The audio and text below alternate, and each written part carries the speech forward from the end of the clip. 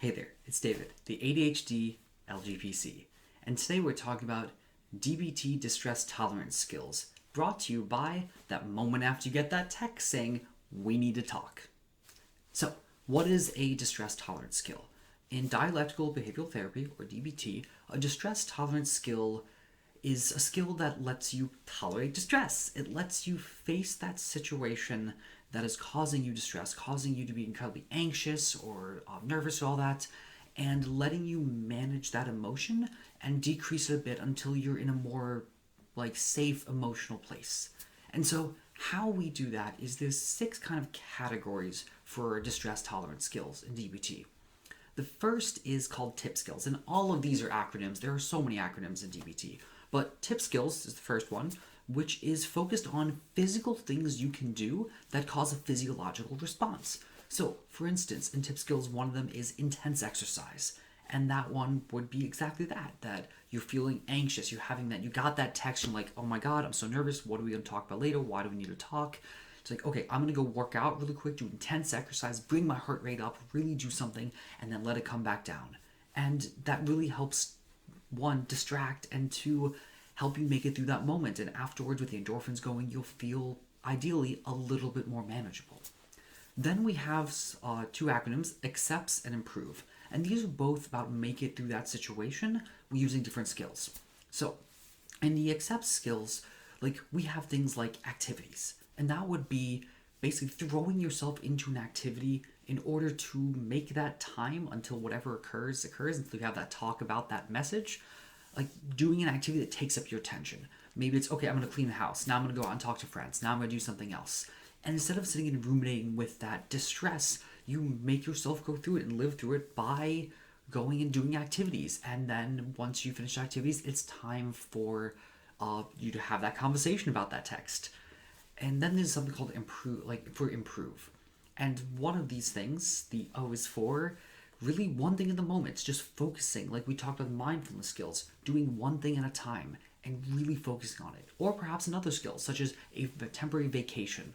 That could be putting down your phone, going for a walk, building a blanket for it, laying underneath it. Just all these things. Anything to take you out and kind of distract yourself and have you be able to take that moment you're in and de-escalate yourself.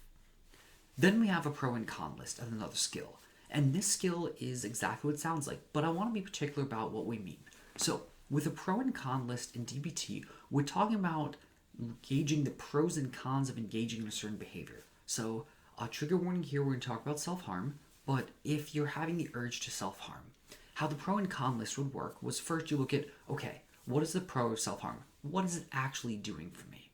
Then you look at what are the cons of self-harm? How is it harming me?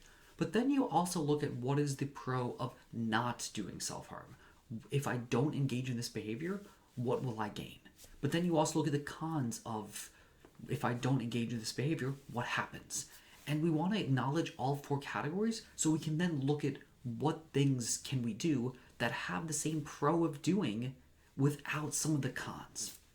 Then we have what's called self-soothing as another skill. Self-soothing is simply taking one of your senses and engaging with it in order to soothe yourself. So an instance would be maybe you have something, a rock that you hold that you feel really that has a good texture, something like that, or a fidget spinner, or perhaps there's a really good song you like listening to that you engage your sense of hearing, or a place you like sitting and looking out at the sky, engaging your sight.